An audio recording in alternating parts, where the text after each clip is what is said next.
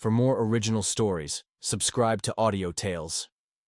Now, let's begin this one. The world outside was a watercolor blur. My reflection stared back from the smudged window. A ghost in a faded hospital gown, a cheap tracksuit pulled over it. Clutched a worn duffel bag on my lap. My eyes, though, held a familiar spark, albeit dimmed by pain and exhaustion. They said I was lucky. Lucky to be alive after the roof collapsed. Lucky the burns weren't worse. Lucky to be going home. For 3 months, home was the only word that meant anything. Sarah, our life, the scent of her lemon verbena soap, the creak of the 3rd stair. Home. The taxi pulled up to our familiar 2-story house in a quiet suburban street. It was my house. Their house. A wave of relief, so potent it was almost nauseating, washed over me. I could almost taste her welcome home lasagna. I paid the driver, my movements stiff. I limped to the porch. The old welcome mat, the Henderson's humor was gone. Replaced by a generic, bristly brown one. A flicker of unease. I dismissed it. Renovation surprise, maybe? I reached for my keys, inserted the house key into the deadbolt. It didn't turn. I jiggled it. Tried again. Nothing. I checked the key. It was the right one. I'd used it 1,000 times. I tried the knob lock. Same. A new, high-security deadbolt clicked from the inside. A shadow moved behind the drawn curtains of the living room window. Not Sarah's silhouette. Taller. Broader. That wasn't Sarah. And that wasn't my lock. My stomach plummeted through the floorboards I could no longer access. Home. The word shattered. Darkness. I lay on a single bed in Mike's spare room, staring at the ceiling. The room was sparse, belonging to my old firefighter buddy. The duffel bag sat unopened by the door. I'd been there 2 days. Mike took me in. No questions asked. That's the brotherhood. He'd seen men break before, but not like this. This wasn't about a fire. This was about everything else. I replayed the calls. Sarah's number, straight to a full voicemail. Texts unanswered.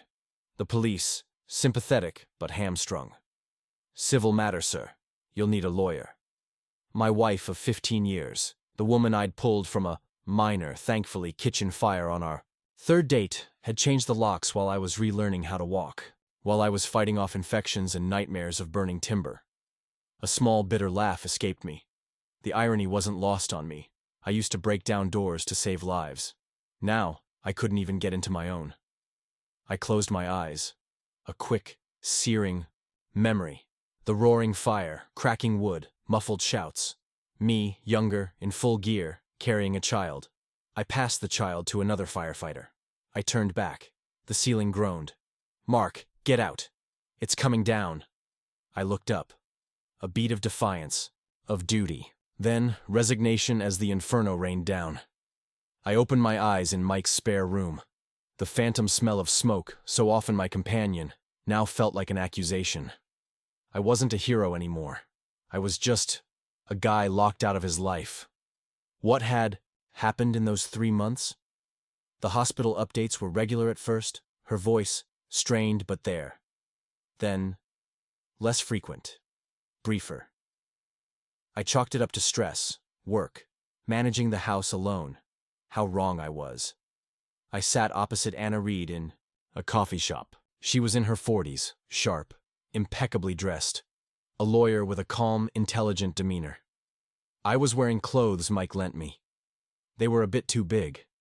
I looked tired, but a new resolve was hardening my gaze. Rage is a wildfire. It consumes everything, leaves you with ash. I knew that kind of fire. This was different. This was a cold burn. A pilot light of purpose. "So, Mr. Henderson," Anna began, "you came home from an extended hospital stay, a result of a line-of-duty injury." "I understand." "That's right," I said. "Captain Mark Henderson. Or ex-captain now, I guess. Medically discharged." I said it flatly, a fact, not a complaint. "And your wife, Sarah Henderson, had changed the locks." You haven't been able to contact her? No. Voicemail's full. I drove by yesterday. My truck's gone. The new curtains were open. All new furniture. Mine, ours, gone. Like I'd been erased. I didn't tell her about the shadow I saw. Not yet. I needed facts, not feelings. I'd learned that much in the service. Assess, then act. Has there been any prior indication of marital distress? Any talk of separation? Anna asked. I hesitated. Had there been? Subtle things. The way she'd pull away slightly when I kissed her goodbye before a shift. The increasing number of girls' nights out. The guarded way she talked about her new yoga instructor, Julian. I'd been too busy, too wrapped up in the job, too trusting. Nothing concrete, I replied. Nothing that prepared me for this. We have a joint bank account. Or we did. I checked online this morning from Mike's laptop. It's nearly empty. Significant withdrawals, starting about 2 months ago. Anna raised an eyebrow, made a note. And you said your truck is missing? Any other valuable assets? My grandfather's watch collection. Some bonds my parents left me. They were in the safe. The safe she knew the combination to. The betrayal wasn't just the locks, the money. It was the violation of memory, of trust built over years. Each revelation was another turn of the knife. But instead of screaming, I just focused. The pain was a lens. Okay, Mark, Anna said. Here's what we do first. We'll file an emergency petition for access to the marital home. We'll also put a freeze on any known joint assets, though it sounds like the horse has largely bolted from that. Barn, we need to locate Sarah and understand her position, and we need to find out who this new occupant is. Julian. The name tasted like ash in my mouth. The following days and weeks were a montage of my quiet, intense investigation. At a public library computer, I scrolled through Sarah's social media. It was mostly locked down, but I found a tagged photo from a friend. Sarah, smiling, arm in arm with a handsome, smarmy-looking man, Julian. He was in his 40s, expensively dressed with a predatory charm. They were at a winery. The photo was dated 6 weeks ago. There he was. Julian. Looking like a damn catalog model. My wife, beaming like she hadn't a care in the world, while I was learning to use a fork again. Discreetly parked down the street from my house at night, I used binoculars. I saw Julian and Sarah moving around inside, laughing. They looked comfortable, established. The sight sent a cold spike through him, but my hands on the binoculars were steady. Each night, a vigil, not of longing but of observation. I was building a pattern, their pattern. In Anna's office, she was on the phone, looking grim. I sat opposite her, listening. I understand, she said into the phone. So the credit cards were maxed out on luxury goods and cash advances before being canceled? I see. Thank you. She hung up. He's good, Mark. Or rather, she is, with his guidance. They've been systematically liquidating everything. Your truck was sold, private sale, cash, likely undervalued. I talked to an old contact from the police force, Chavez, a weary but loyal man in his 50s, in a quiet diner. Off the record, Mark? Chavez said.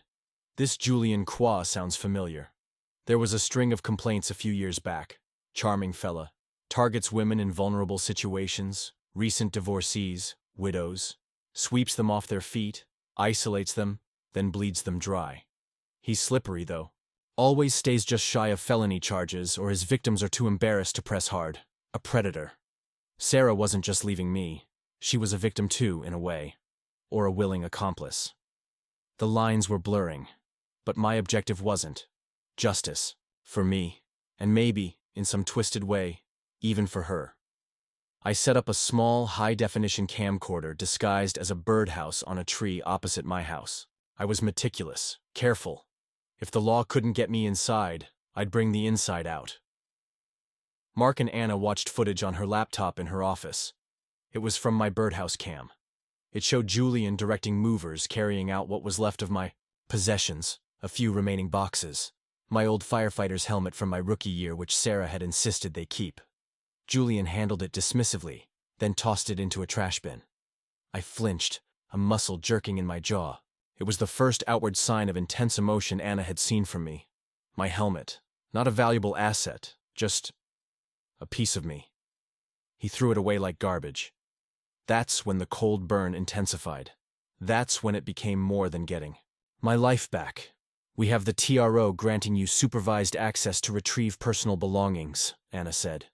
But honestly, Mark, after seeing this, I'm worried about what you'll find. Or rather, what you won't. This Julian. He's not just an opportunist. He's a professional. The way he's isolating Sarah, controlling the narrative, selling assets for cash. It's a classic playbook for financial abuse and fraud. So, it's not just a messy divorce anymore, I stated. No. I think this is a criminal conspiracy. We've been tracking sales. Your grandfather's watches popped up on an international auction site, sold through a shell company. The bonds, cashed. It's all being laundered. The betrayal had become a full-blown operation. My personal pain was now a strategic mission. The firefighter in me, the one who ran into burning buildings, was re-emerging. Not with an axe and hose, but with evidence and a lawyer. What's our next move? I asked. We go to the DA, Anna replied. Detective Chavez's information about prior complaints, combined with our evidence of systematic asset stripping and potential money laundering, it elevates this. But we need something more direct to tie Julian to the larger fraud, something that shows intent beyond just Sarah's cooperation. I knew what she meant. We needed Julian to expose himself. And I had an idea how. I stood in my living room during the supervised visit. It was sterile, unrecognizable, generic, cheap furniture. The walls painted a bland beige. The scent of lemon verbena was gone, replaced by something artificial, cloying. Sarah, visibly stressed, thinner, avoiding eye contact, hovered near the kitchen, watched by a uniformed police officer. Julian was nowhere to be seen. The officer was there to keep the peace. Sarah looked like a cornered animal. Julian, conveniently, was absent. He wouldn't want to be near any official presence. I walked slowly through the house. My old study, empty, their bedroom stripped of personality. I wasn't looking for belongings anymore. I was looking for something else. I noticed a small, almost invisible indentation on the new, cheap laminate flooring near where their old antique desk used to be. The desk where I kept important documents in a false bottom drawer. He'd found the false bottom. Of course, he had. But people like Julian, they get arrogant. They assume everyone else is stupid. I knelt, examining it. Sarah watched, her anxiety palpable. Quietly to Sarah, I asked, "Where is it, Sarah?" "The Henderson family ledger. My great-grandfather started it. Every major family transaction, property, heirloom. You know the one." Sarah flinched. I don't know what you're talking about." "It's all gone, Mark," Julian said. He said it was better to start fresh. Her voice was hollow. The fight had gone out of her. Or maybe, the first cracks of doubt about her charming savior were appearing. Stood.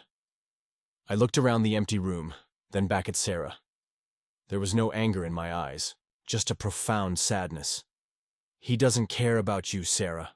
He cares about what you have, or what I had." I turned and walked out, the officer following.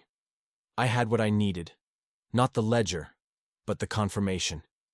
In Anna's office, she, Detective Chavez, and I discussed the next steps.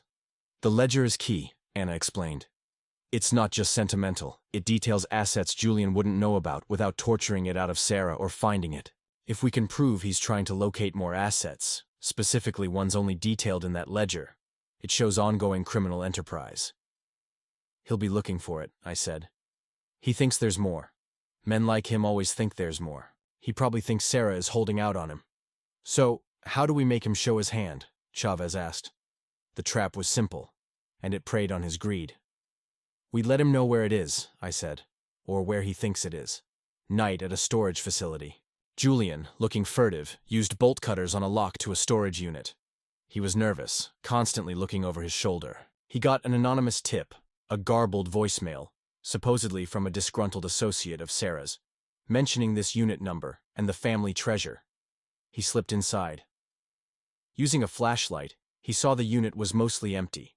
A few dusty boxes. In the center, an old ornate wooden chest. His eyes gleamed. He pried it open.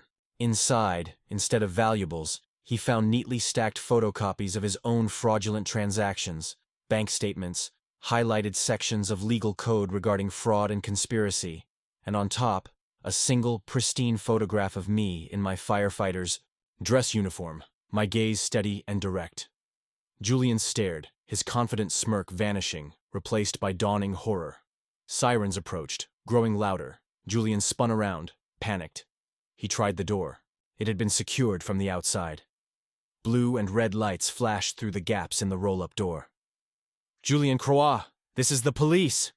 A voice boomed through a bullhorn. "We have the unit surrounded. Come out with your hands up." Julian sank to the floor, defeated. The hunter, comprehensively outmaneuvered, was now the prey. He thought he was so smart. But greed makes you stupid. He walked right into it. No confrontation, no drama. Just the quiet click of the trap. I sat alone on a bench in the courthouse waiting area. I was wearing a borrowed suit that fit a little better now. I looked tired, but a weight had been lifted. Anna approached, sat beside me. Julian Croix pled guilty to multiple counts of fraud, conspiracy, and elder abuse. They connected him to 2 other cases based on what we found, Anna informed me. He turned on Sarah to try and get a lighter sentence, but it didn't help him much. He's looking at significant jail time. And Sarah? I asked. She pled guilty to accessory charges. Got probation, community service, and has to pay restitution. Most of your liquid assets are gone, Mark. Irrecoverable. But the house is yours. The judge voided all recent transfers due to undue influence and manifest fraud. I nodded, slowly. The house. It felt like a hollow victory, yet a necessary one. It wasn't about the money anymore. It was about the principle, about drawing a line, about not letting him or her extinguish that last ember of who I was. Sarah asked to see you. To talk, Anna said. I looked at Anna. I considered it for a moment. No, there's nothing left to say. She made her choices. I've made mine. Forgiveness? Maybe one day. But not today. Today was for quiet justice. For closing a chapter. Months later, sunlight streamed into my living room. It was sparsely furnished, but with my own things. Some were new, some salvaged. I was carefully sanding down an old wooden rocking chair, a piece my grandfather made. I was stronger, moving with more ease, though the scars remained. The house smelled of fresh paint, a calming blue, and lemon oil from the polished wood. The house felt empty at first. A shell. But shells can be filled. I painted over the beige, threw out the cheap replacements. Slowly, piece by piece, I started to reclaim the space. To make it mine again. Not ours, mine. I ran my hand over the smooth wood of the rocker. The fire took my career. The betrayal took my past. But they couldn't take my future. I started volunteering at a burn survivor support group, sharing my story, listening to others, finding a new kind of brigade. I looked around the room. On a newly built mantelpiece sat my old rookie helmet, cleaned and polished. Next to it, a framed photo not of Sarah, but of me with Mike and other firefighters laughing years ago. Some fires burn you to the ground, but sometimes, if you're lucky, from the ashes, something new can grow. Something stronger. Not naive. Not anymore. But resilient. I looked out the window at the birdhouse cam, still nestled in the tree. I smiled faintly. They say home is where the heart is. I learned home isn't just a place or a person. It's the strength you find within yourself when everything else is stripped away. It's that quiet, steady flame that no one, no matter how hard they try, can ever truly extinguish. I picked up a cloth, applied some lemon oil to the rocking chair, and continued my work. The rhythmic sound of sanding a gentle, healing counterpoint to the silence. Share your thoughts in the comments below. Thanks for your time. If you enjoyed this story, please subscribe. It truly helps the channel. Click the video on screen, and I'll see you there.